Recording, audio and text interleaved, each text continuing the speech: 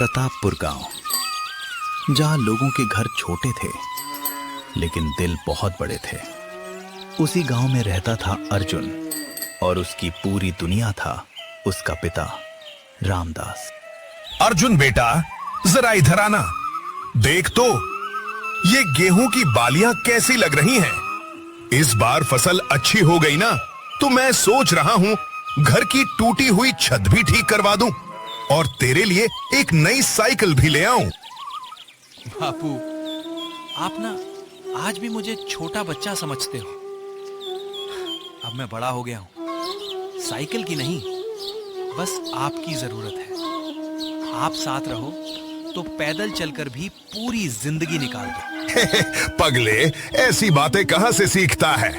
आपसे ही सीखी है बापू। जब मैं छोटा था और गांव के बच्चे मुझे गरीब कहकर चिढ़ाते थे, तब आप कहते थे, बेटा, गरीब जेब वाला होना शर्म की बात नहीं, गरीब दिल वाला होना शर्म की बात है। आज भी वो बात याद है। भगवान करे तू हमेशा ऐसा ही रहे, साफ दिल वाला। क्योंकि दुनिया में पैसे वाले बहुत मिलेंगे, लेकिन अच्छे इंसान बहुत कम मिलते हैं।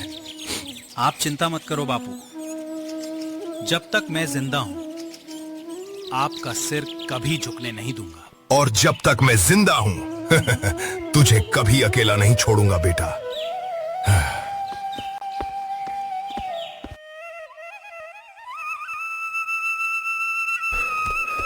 अरे ओ अर्जुन, कहाँ छिपा बैठा है रे? सुबह से ढूंढ रहा हूँ।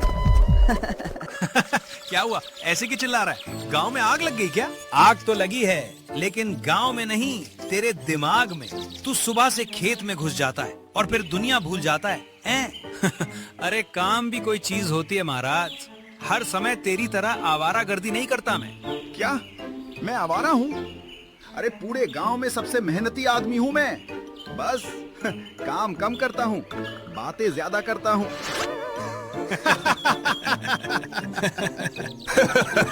तुम दोनों को देखकर लगता है भगवान ने दोस्ती बनाने के बाद फुर्सत में तुम्हें बनाया होगा। काका, आप अर्जुन को समझाओ ना, ये बहुत सीरियस रहता है। एक दिन शादी भी करेगा या खेत से ही शादी कर लेगा। क्या बकता है बे? भाग यहाँ से, नहीं तो सारे दांत तोड़ दूंगा तेरे। उन्हें क्या पता था कि ये हंसी बहुत जल्द यादों में बदलने वाली है। एक दिन रामदास अकेले खेत में काम कर रहा था। अचानक उसके सीने में तेज दर्द उठा। ये क्या? दर्द बढ़ता गया। असहनीय दर्द के कारण रामदास छटपटाकर वहीं गिर पड़ा। अर्जुन बेटा, अर्जुन। तभी गांव वाला भागते हुए अर्जुन के पास पहुंचता है। अर्जुन, अरे अर्जुन, जल्दी चल। तेरे बापू खेत में गिर गए हैं, उनकी हालत बहुत खराब है। चल बेटा, बहुत जल्दी। क्या? नहीं बापू। उस एक पल में अर्जुन की सांसें तेज हो गईं, दिल कांपने लगा और मन में एक अजीब डर जन्म लेने लगा। वही डर जो हर बेटे को अपने पिता के लिए लगता है।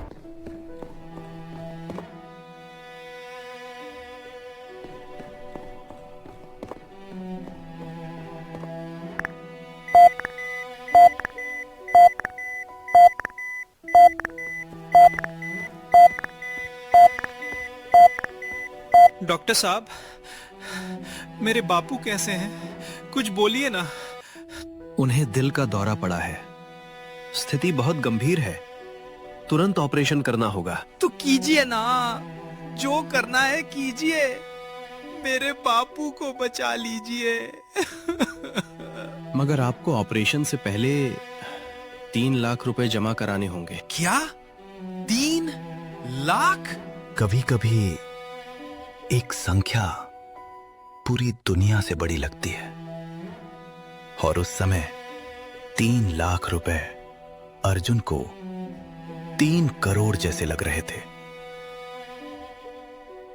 डॉक्टर साहब, मेरे घर में इतने पैसे कभी नहीं आए, लेकिन मैं लेकर आऊंगा।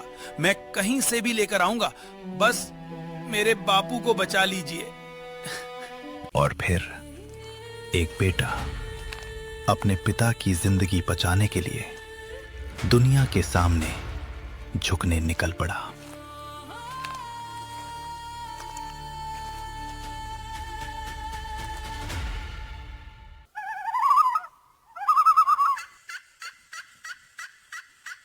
पूरे गांव में सिर्फ एक आदमी था जो इतनी बड़ी रकम एक पल में दे सकता था।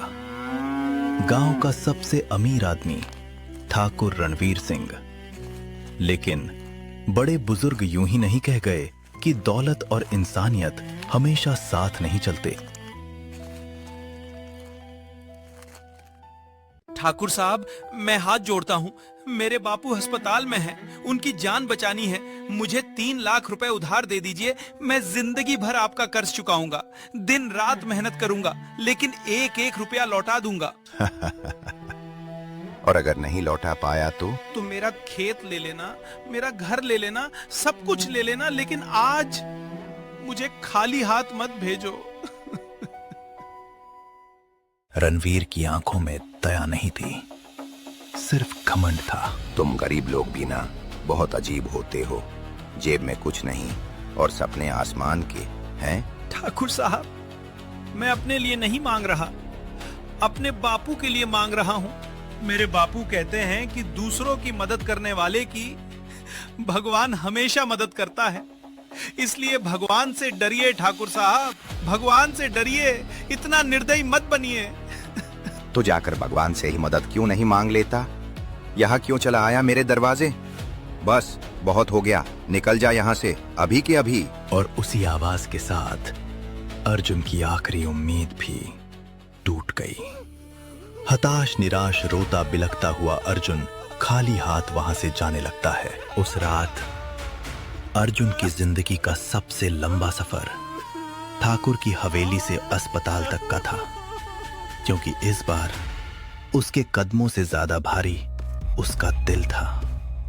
वो जानता था कि वो खाली हाथ लौट रहा है, और शायद किस्मत भी उसके पिता को खाली हाथ बुलाने वाली थी। अर्जुन कमरे में दाखिल हुआ और सामने बिस्तर पर अपने पिता को देखकर जम गया। कमजोर सांसें, पीला पड़ चुका चेहरा, जैसे कुछ ही घंटों में कई साल बूढ़े हो गए हों। बापू। अर्जुन, आ गया बेटा। बापू, मुझे माफ कर दो। मैं पैसे नहीं ला पाया। मैं हार गया बापू, मैं सच में हार गया। मैं हर दरवाजे पर गया, हर आदमी के सामने हाथ जोड़े, लेकिन कोई नहीं पिघला, कोई नहीं। पगले, रोता क्यों है? क्यों ना रो? जब मैं छोटा था, आप मेरे लिए भगवान थे। मुझे लगता था मेरे बापू सब कर सकते हैं, और आज जब आपकी बारी आई तो मैं कुछ नहीं कर पाया, कुछ भी नहीं। नहीं बेटा, ऐसा मत बोल। तूने बहुत किया, बहुत। अगर मैं अच्छा बेटा होता तो आज आपको बचा लेता। मैं आसमान तोड़ देता, पहाड़ हिला देता, लेकिन आपको नहीं जाने देता। हर पिता अपने बेटे को रोते हुए नहीं देख सकता, और रामदास भी अपनी आखिरी सांसों में अपने बेटे को टूटते हुए नहीं देख पा रहा था। अर्जुन, जरा पास आ। मेरे पास एक बात याद रखना। अगर कभी तुझे उस आदमी से नफरत हो जिसने आज मदद नहीं की, तो अपने दिल को रोक लेना, क्योंकि नफरत आदमी को अंदर से खा जाती है। अच्छा इंसान बनना, बस यही मेरी आखिरी इच्छा है। नहीं बापू, ऐसी बातें मत करो। आप ठीक हो जाओगे, मैं आपको कहीं नहीं जाने दूंगा। भगवान तुझे खुश रखे बेटा। मुझे तुझ पर गर्व है। और फिर वक्त रुक गया। बाबू, बापू।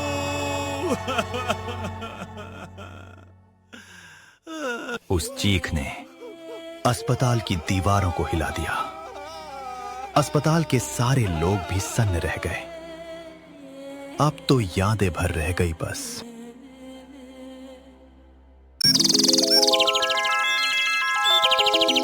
राम नाम सत्य है, सत्य बोलो मुक्त है। अगली सुबह सत्य है, पूरा प्रतापपुर गांव रामदास को अंतिम विदाई देने आया था, सत्य बोलो मुक्त क्योंकि उन्होंने कभी किसी का बुरा नहीं किया था।